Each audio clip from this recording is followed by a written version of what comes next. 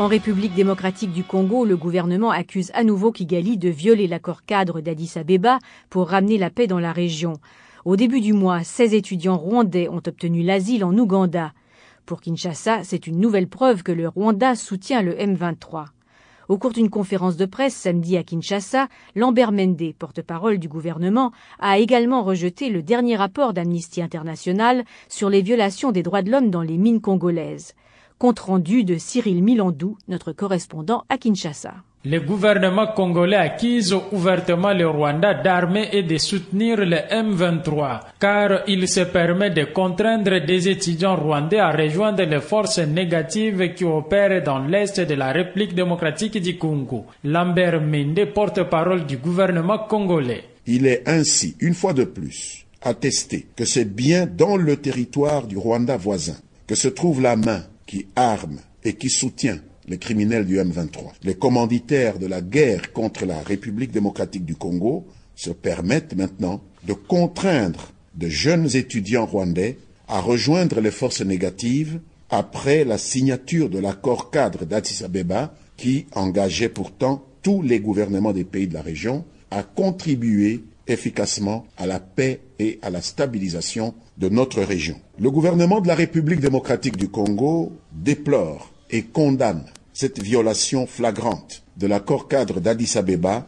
qui entretient ainsi les conditions de la poursuite de la rupture de la paix dans la région des Grands Lacs. Concernant les derniers rapports d'Amnesty International, la RDC y voit une guerre commerciale entre Chinois et Occidentaux par des ONG interposées. Tout porte à croire que les multiples pressions exercées sur le président Joseph Kabila pour l'amener à revoir à la baisse le volume des engagements commerciaux et industriels entre la République démocratique du Congo et la Chine, ayant fait long feu, des groupes d'intérêt recourent maintenant à des ONG internationales connues ayant pignon sur rue, comme Amnesty International, qui semble avoir malheureusement décidé de mettre sur la balance sa crédibilité sur ce qui apparaît comme une guerre commerciale. Et c'est dommage. Les ministres des médias déplorent que ces rapports ne pointent que des Chinois. De toutes ces entreprises minières installées au Katanga, qui appartiennent à une trentaine de nationalités différentes, aucune d'elles n'offre à ses employés et clients des conditions meilleures qu'une autre. Et nous sommes assez étonnés qu'on ne s'en prend qu'aux entreprises chinoises. Rien ne peut justifier l'acharnement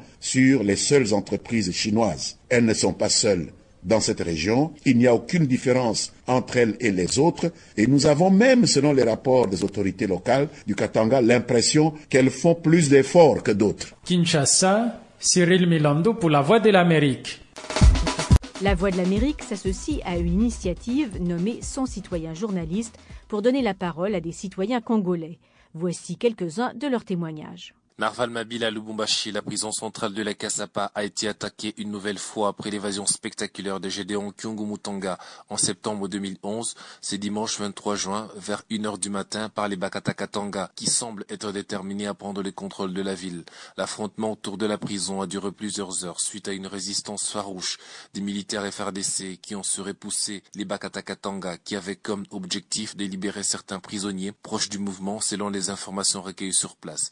C'est dans la matinée que les autorités politico-militaires se sont rendues sur les lieux pour faire les constats et encourager les militaires qui se battent au risque du sacrifice suprême sans prime significative. Les bilans de l'affrontement fait état de 2 morts, 1 blessé, une personne arrêtée du côté Batakatanga, tandis qu'une version des habitants qui habitent autour de la prison fait état de 9 morts en uniforme FRDC et quelques tenues militaires trouvées sous les sols.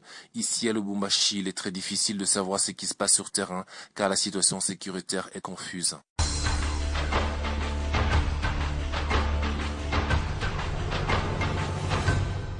Massimengo Citoine, journaliste de la VOA depuis Butembo. L'administrateur à l'intérim du territoire de Lubero annonce l'installation d'une commission territoriale de sensibilisation des Maïmaï dans son entité. L'objectif poursuivi est d'obtenir le désarmement de ces miliciens. Par ailleurs, 2 Maïmaï ont été tués par un élément FARDC ce jeudi 20 juin à Kisaka pour avoir été surpris en plein acte de vol dans une boutique de la place.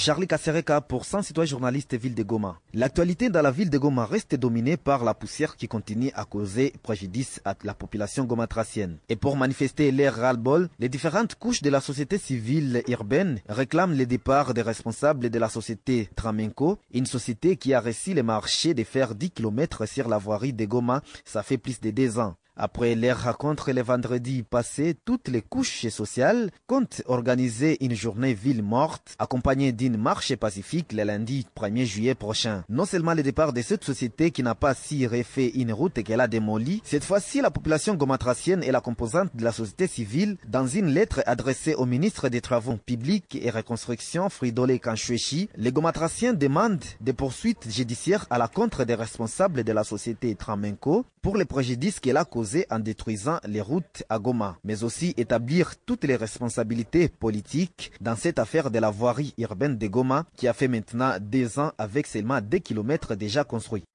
Vous écoutez Zapping Info Congolaise. Un accord sur la coopération régionale entre le gouverneur de la province orientale de la RDC et ceux des provinces du centre et de l'ouest de l'État équatorial du Soudan du Sud. L'accord dit de Kisangani vise notamment à garantir la sécurité dans la sous-région. Il a été signé par les gouverneurs de ces 3 provinces au terme d'une rencontre tripartite et ont réuni du 21 au 23 juin les délégations des 3 provinces à Kisangani. Reportage de Godlive Omondo de Radio Okapi. La signature de cet accord intervient à l'issue des travaux de 3 jours réalisés par les experts de la RDC et du Sud-Soudan, soit du 21 au 23 juin. Les différentes parties s'engagent notamment à promouvoir la coopération économique, commerciale, culturelle et technique. Les 3 gouverneurs se sont convenus à encourager la collaboration entre les services d'ordre et de sécurité dans la sous-région et aussi renforcer la solidarité et les liens de fraternité entre leurs communautés respectives. Cet accord doit être appliqué dans tous les domaines de la vie, notamment la sécurité, avec l'échange d'informations en matière de lutte contre la criminalité transfrontalière, les échanges commerciaux et économiques, culturels et sportifs. Les domaines de l'agriculture, élevage et le développement rural ont également retenu l'attention des représentants de ces 3 provinces. Cet accord jette ainsi une base solide à la recherche de solutions durables à la problématique de la circulation des personnes et des biens ainsi que de l'environnement et la conservation de la nature. La prochaine rencontre aura lieu en République du Sud-Soudan dans une ville et à la date qui sera déterminée par la commission tripartite. Kisangani, Godlive Omondo, Radio Okapi. Info zapping du mardi. La brigade d'intervention de l'ONU se déploie dans l'est de la République démocratique du Congo, mais selon certaines sources, les rebelles du M23 recruteraient de force des jeunes, notamment des mineurs. C'est ce que dénonce la société civile. Morgan Guiriek a recueilli la réaction d'Omar Kavota, vice-président et porte-parole de la société civile du Nord Kivu. Les jeunes des territoires de Nyiragongo sont à fuir vers Goma et les autres du côté de Rutshuru parce qu'ils craignent d'être recrutés de force. Les éléments M23 les recherchent par tous les moyens pour les enrôler dans leur groupe armé. Et le recrutement se ferait via les autorités? Oui, c'est-à-dire le territoire de Nyiragongo est sous administration du M23 ainsi que le territoire de Rutshuru. La semaine dernière, ces autorités M23 ont appelé leur exigeance chacun d'amener au M23 5 jeunes recrues. C'est là de gré ou de force, ce qui fait fuir les jeunes qui vivent la peur au ventre dans ces territoires. A-t-on des preuves parce que le M23, comme vous le savez, nie ces recrutements de force? Il n'y a pas de jeunes recrutés de façon volontaire aujourd'hui. La preuve, c'est que tous ces jeunes qu'on observe fuir les territoires de Nyiragongo vers Goma, même les élèves ne sont pas épargnés. Même ceux qui passent aujourd'hui les épreuves d'exéta, ils craignent ici le dernier jour de leur examen d'État, ils ne seront pas pris de force. Ce sont des jeunes de quel âge à peu près? Ce sont des jeunes adolescents, donc à partir de l'âge de 15 ans. Le mois dernier, il y a 53 jeunes de moins de 18 ans qui ont été enrôlés de force, ce qui est même corroboré par les Nations Unies. Et ce sont les jeunes de la tranche 15 à 30 ans qui fuient, et les adultes au-delà de 30 ans fuient également. Si vous attrapent et que vous résistez, acceptez d'entrer dans leur groupe armé, ils peuvent vous tuer. Il semblerait aussi qu'ils s'en prendraient fait aux familles. Tout à fait. Donc, il s'observe un acharnement des éléments du M23 et des familles qui regorgent de jeunes à leur sein sont visitées, des fois des personnes qui n'acceptent pas céder leurs jeunes,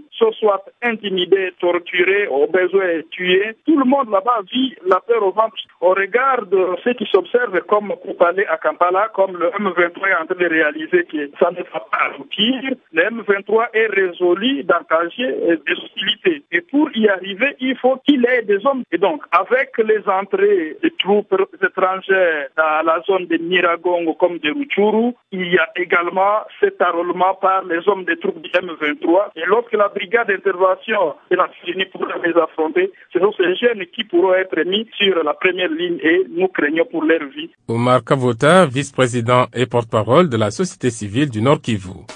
Vous écoutez Zapping Info Congolaise. La République démocratique du Congo, l'appel au calme du ministre congolais de l'Intérieur suite à la crise qui déchire l'Assemblée plénière des députés depuis le début de leur session dans la province orientale. Au lieu de se déchirer, dit-il, les députés devraient plutôt concentrer leurs efforts à la reconstruction. Richard Mouyedj, que nous écoutons sur des propos recueillis par nos confrères de la radio Okapi. Un conseil, mes frères, députés provinciaux et membres du bureau, privilégier le dialogue, descendre les biceps. On a besoin de biceps à Rutshuru, où les M23 font subir des exactions.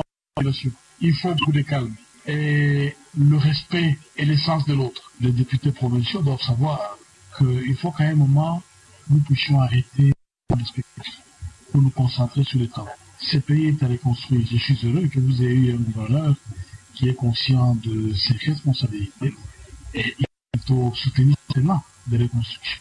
J'insiste, il faut mettre fin au spectacle parce que le chef de l'État, pour l'accompagner, a réalisé sa vision. Il faut reconstruire. J'aimerais demander à ses ambitions de se taire un peu. Info zapping du mercredi. On parle toujours de violences sexuelles dans l'est du pays. Le Conseil de sécurité de l'ONU a adopté lundi une nouvelle résolution qui préconise l'arrestation et la poursuite des auteurs de violences sexuelles ainsi que la prise en charge des victimes par l'amélioration de l'aide médicale, psychologique, sociale et juridique.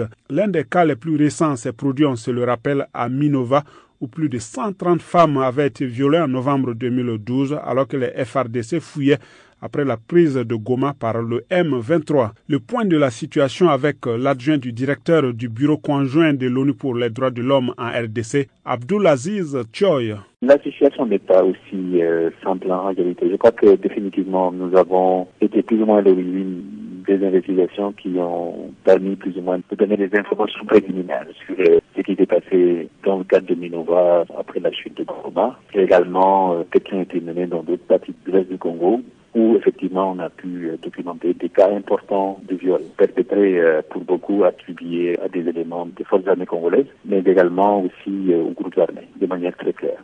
Alors, il faut mettre, je pense, tout ça dans son contexte. Il y a quelques efforts qui sont faits aussi. C'est vrai, tenant compte des moyens dont dispose la justice congolaise, également les contraintes physiques, il y a des contraintes réelles en termes de sécurité, en termes de mobilité, qui se posent et dans ces conditions, souvent, c'est pas très évident. La mission a continué à faire son travail par le dialogue et l'appui aux autorités congolaises pour les donner les moyens d'aller un peu plus en avance sur les investigations. Il est clair que de l'avis de certains secteurs, les sanctions prises ne sont pas suffisantes. La position de la mission sur la question des viols est très très claire. C'est de lutter très efficacement contre l'impunité. Et lutter contre l'impunité, c'est évidemment de traiter avec diligence tous les cas qui sont rapportés, et également avec beaucoup de célérité, et d'appliquer la loi dans toute sa rigueur. Il y a des efforts qui sont faits. C'est vrai évidemment qu'on est loin du compte tenu de l'ampleur du problème. La MONUSCO ne se contente pas simplement d'insister, elle essaie aussi de mettre des moyens à disposition des autorités pour que les enquêtes, dans le cadre des poursuites qui sont ouvertes, puissent être menées à leur terme, parce qu'il y a des contraintes assez sérieuses en termes physiques, en termes de mobilité. À côté de la poursuite judiciaire, il faut parler aussi de la nécessité de prendre en charge celles qui survivent à ces attaques, à ces viols dans l'est de la RDC. Parlez-nous de cet aspect. Comment ça se fait? C'est un processus qui n'est pas simple. C'est donner des remèdes en réalité. Donner des remèdes, c'est d'abord la compensation.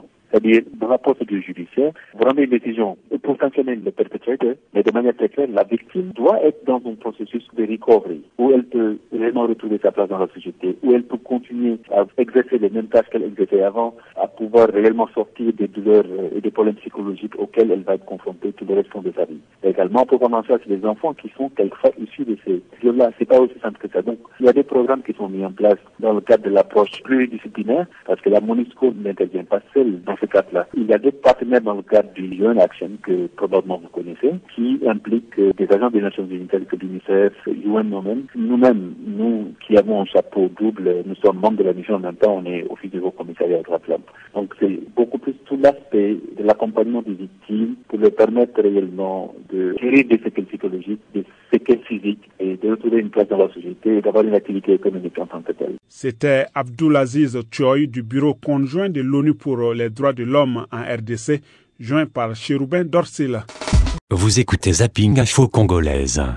Le Moukabilois de la province du Sud Kivu en République démocratique du Congo, c'est avec une grande merci mais que la population de la cité de Kabituga en particulier et du territoire de Mwenga en général vient d'apprendre le désengagement de l'organisation internationale allemande de Cap en Amour, partenaire de l'hôpital général de référence de Kabituga, qui compte dire au revoir d'ici le 30 juin 2013.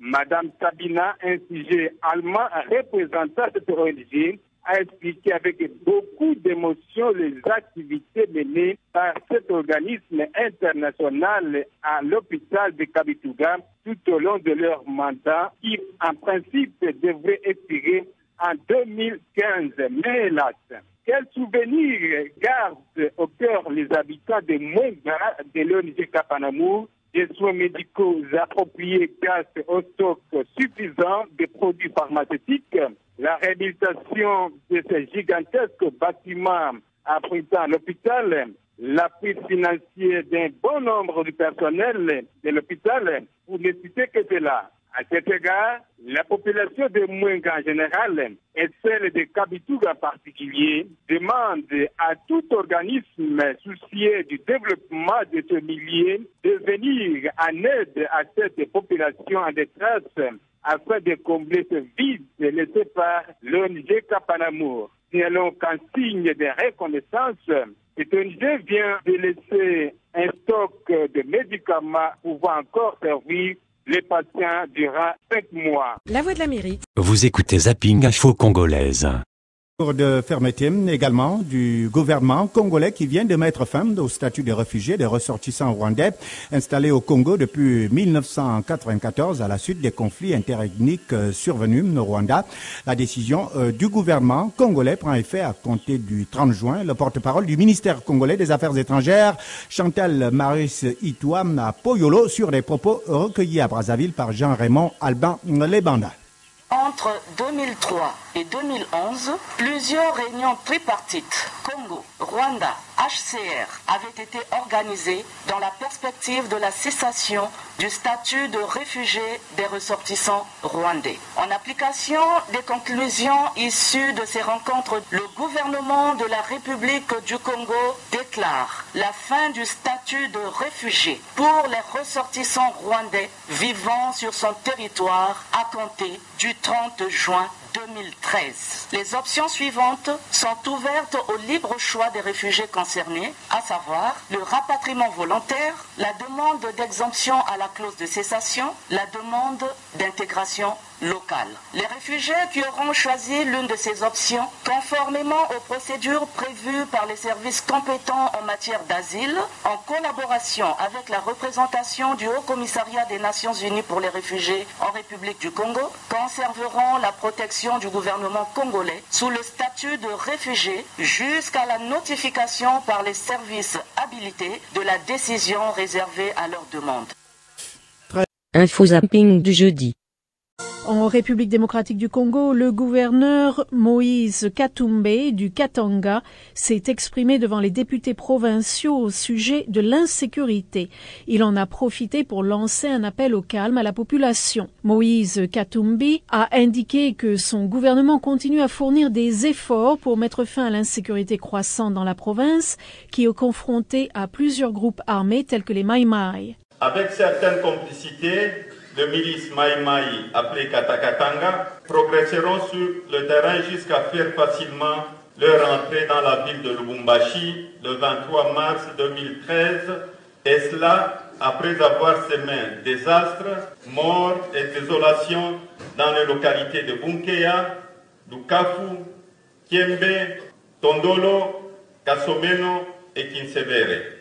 Ils ont mutilé, violé, pillé et incendié des villages avec comme conséquence plusieurs morts, blessés et environ 400 000 déplacés.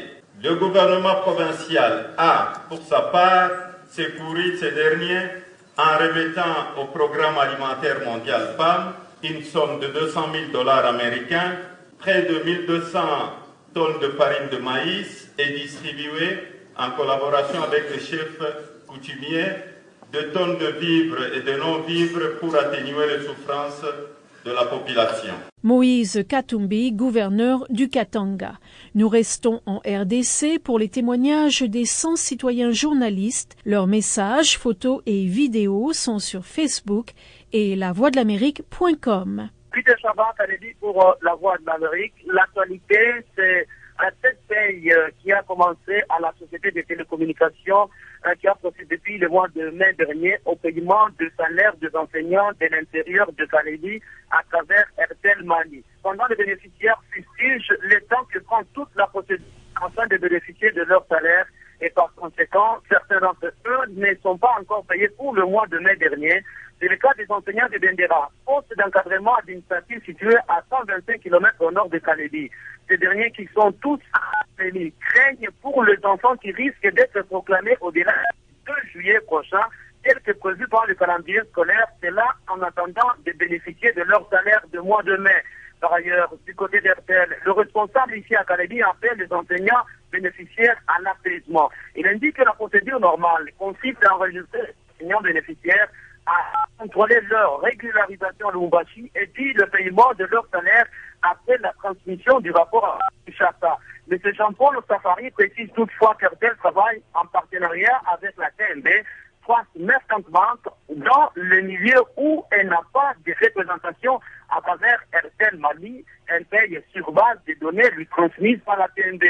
Ces milieux sont par exemple Congolo et Tabalo. La même chose précise qu'à Nyunzu et Congolo, où Airtel n'existe pas. Une proposition lui a été faite par le TCOP, le service de contrôle des paie des enseignants, celle d'installer les points de paie dans ces territoires situés à plus de 300 km de Kalébi. Cette proposition est plutôt à l'étude à la haute hiérarchie à Kinshasa. Info zapping du vendredi.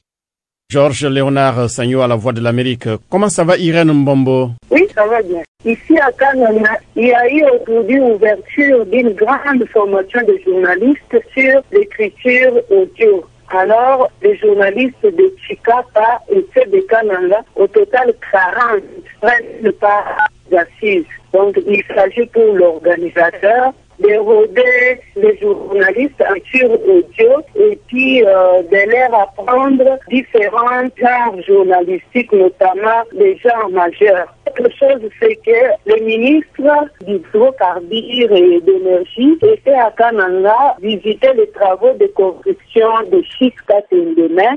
En réalité, c'est depuis que le président de la République a fait la pause de la première, les travaux n'ont jamais commencé, mais il semble qu'il y a eu un lot de matériel important pour la construction de ces barrages devant électrifier la ville de Kananga, le Kasaï occidental en général et le Kasaï oriental.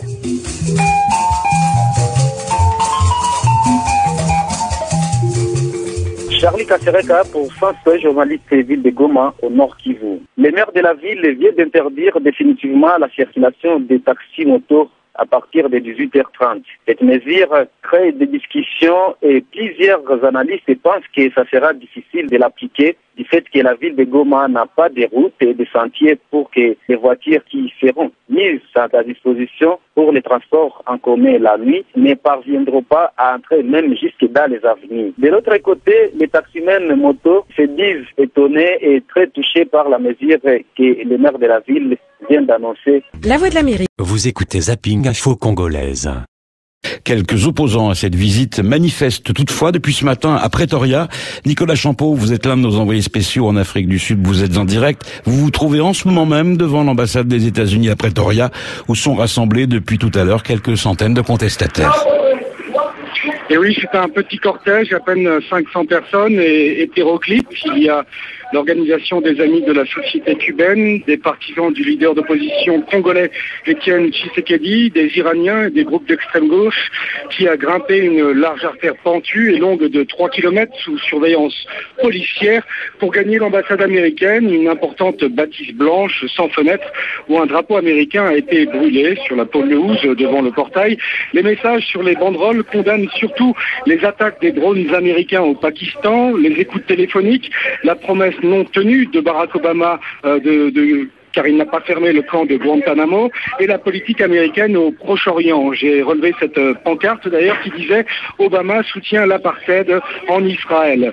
Les attaques contre l'agenda africain de Barack Obama sont donc relayées au deuxième plan, à peine mentionnées même, si ce n'est la dénonciation d'Africom, qui a une importante base militaire à Djibouti, et la volonté américaine d'en ouvrir d'autres sur le continent.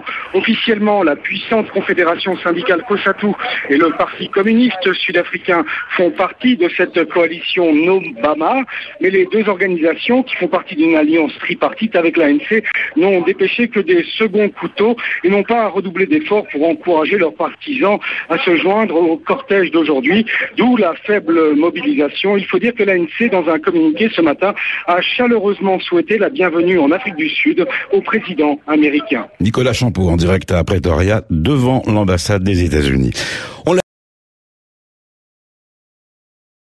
Here today is because of Mandela. We are from Congo. We have been killed. Our mother, they've been raped by Kabila. Our women have been raped, killed. Obama is supporting the criminals those that are killing our sisters in Congo. Viva Mandela, viva! Viva Mandela, viva! We are going to win. Next year, we don't want Kabila in Congo. We don't want same-sex marriage in Africa. A man must marry a woman. All the women say yes. A man must marry a woman. No same-sex, no same-sex.